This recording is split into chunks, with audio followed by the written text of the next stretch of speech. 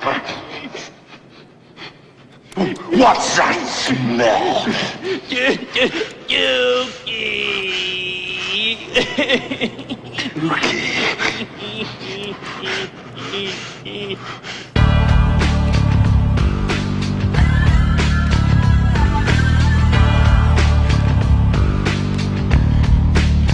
Throw your hands in the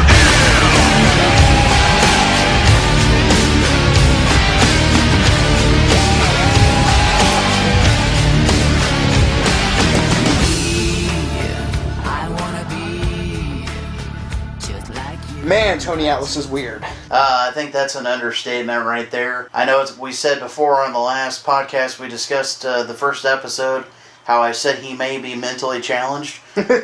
I'm pretty sure that's confirmed.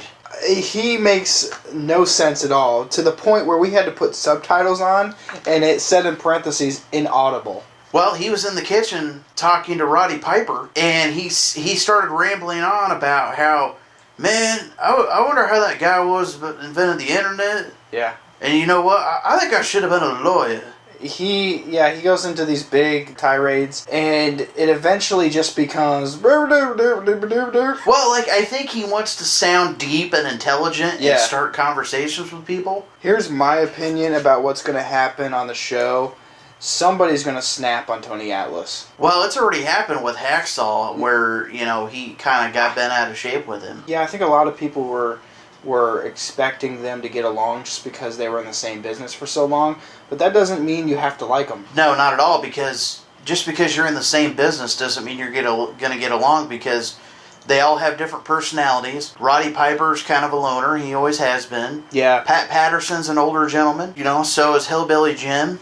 Jimmy Hart, same way. In actuality, I'm sure a lot of them were getting out of the business, or at least veterans by the time the rest of them were kind of in the middle of their careers. So you're going to have clashing attitudes, so to speak. I thought this show was going to be a lot like The Surreal Life, because that's really what it looks like and how it's acted out. But the main reason how it's different is on episode 2, they literally showed them trying to work the microwave. Yeah, that was pretty funny. They were trying to defrost chicken, and Jimmy Hart takes out this giant can of beans and a baked potato.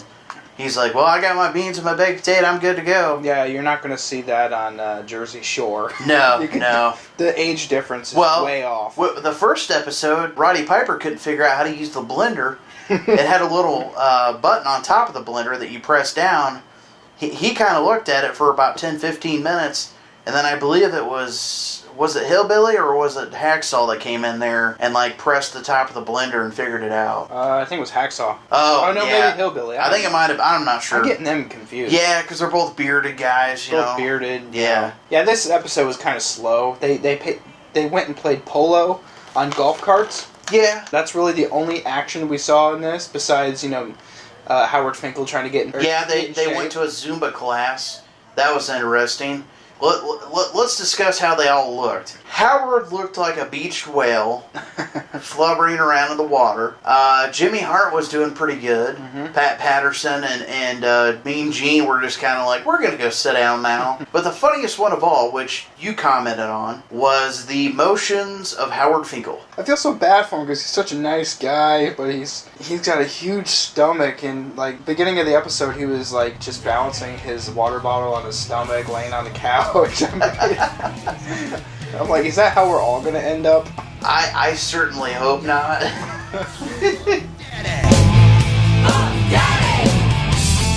Love is the stuff. Daddy. I'm simply delicious. Daddy. Always asking me, Booker T, how'd you come up with that spin-a-rooney?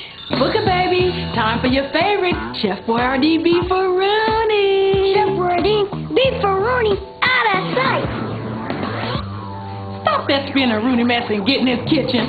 Yep, if it wasn't for great taste of Chef Boyardee beefaroni, the spin-a-rooney would have never been born. Everyone's excited about the great taste of Chef Boyardee beefaroni, and that's beefaroni, not beefaroni. Tell me you didn't just say that.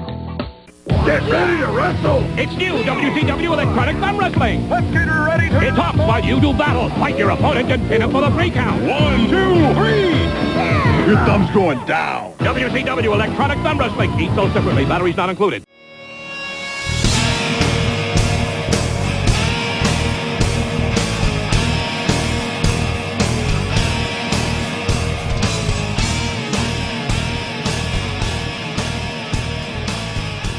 You mentioned during the show when we were watching it how nice of a guy Jimmy Hart probably is. I think he is. I mean, he always just exuberates that I know I've been in this business for a long time, but he has that attitude where if it wasn't... Yeah, he seems like a very positive, down-to-earth person. When a lot of people are like, you know, beaten up after 30 years and they have a lot of demons, Jimmy Hart's like, I managed 22 people in 40 years and I've had a great career. Yeah, he seems very happy about it. I mean, that's how I would be. I mean, think about it. You know, he managed all them people and has been around for so many years that you would think you'd be jaded and sort of angry. That's how I like to see my legends. They had, you know, 30 or 40 years on the road with their buddies and entertaining, you know, millions and millions of people.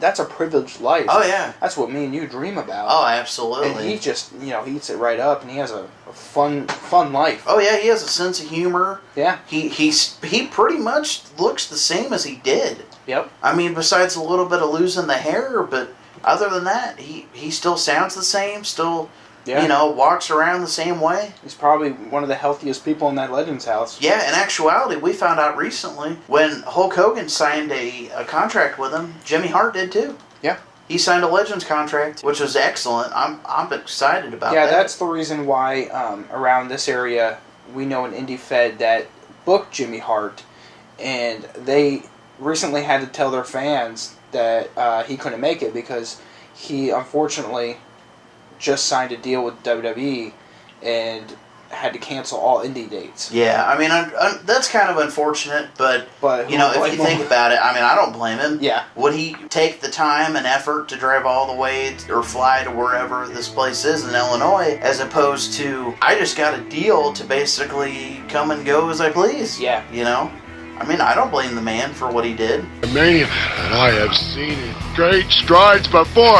Come together at SummerSlam.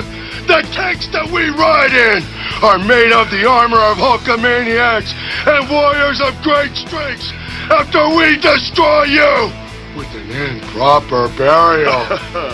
What you gonna do when Hulkamania and the Ultimate Warrior run over here?